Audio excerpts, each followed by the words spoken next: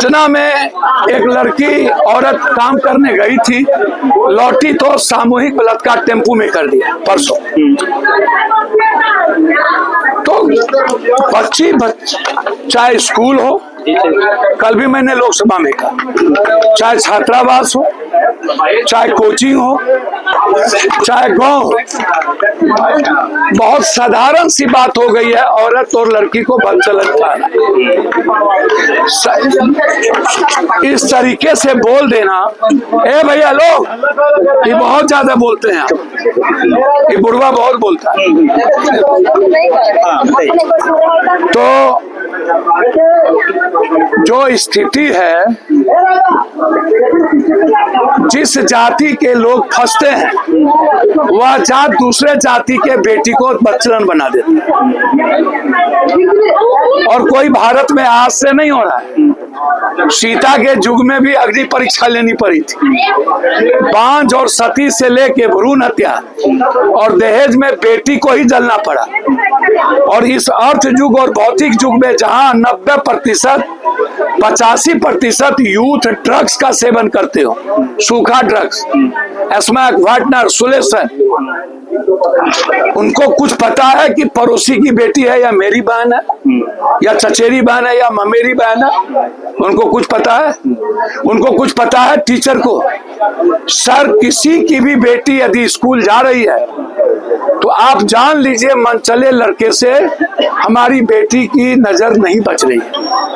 मेरा सवाल, हालात अच्छे नहीं है पप्पू जी कि जब यहाँ आए हम तो अमूमन क्या होता है कि इस तरह की घटना पे हमेशा सरकार पे सवाल उठाया जाता है, लेकिन आपको नहीं लगता है कि समाज से भी कुछ अपेक्षा की जाए? नहीं, समाज क्या संदेश दीजिएगा? समाज ये यहाँ इस समाज ने उसकी घटना सर समाज ने चर्चा कर रहे हैं, बल्कि उसके कैरेक्टर पे समाज के नरभक्षी पर नहीं। इस तरीके से जबरदस्ती आप यह कहना कि घर में बंद बाहर से लगा दिया गया, उसके हस्बैंड को, आप यदि लड़की गलत थी तो आप 1 महीना पहले, कोई 1 दिन में तो बच्ची गलत हो नहीं गई होगी, आप समाज को बैठाते या आप पहले थाना को खबर करते कि यह गलत हो रहा है? आप कौन होते हैं किसी बेटी के प्राइवेट पार्ट में हाथ डाल के? हर परिस्थिति देखा पूरी दुनिया ने 5 लड़के को जिस तरीके से पकड़ते हुए, और समाज मजे ले रहे थे, समाज बचा नहीं रहा था, समाज वीडियो ले रहा था। भैया समाज से क्या मृत पड़ा हो चुकी है। समाज को खाली आलोचना तो नहीं कर सकते ना, उसके लिए कुछ तो आप। भैया मैं आलोचना नहीं कर रहा हूँ, यह समाज जिंदा नहीं है, मृत हो चुकी है। मणिपुर के समय में ही मैंने कहा था यह भारत मृत हो चुका है। मैं लगातार नीट्स की बच्ची और इसी नालंदा में पहाड़ में जब बारी से सेक्स करते हुए वीडियो वायरल हुआ था, तब भी मैं कहा था इस समाज में जिंदा रहने का कोई औचित्य हमें नहीं बचता। समाज से आप उम्मीद मत करिए। किस जात की बेटी है? लो, हाँ, अरे ककर, ओ अच्छा, छोरा कौन जात? अब जिस जात का लड़का है वो अलग, जिस जात की बेटी है वो थोड़े देर रो लेंगे। ये बिहार और देश है। इस घटना में जाति और धर्म के नजरिए से बच्ची को देखा जाता है। पप्पू यादव की 4 घर है कुम्हार पंडित का, मात्र 4, 5वां नहीं है।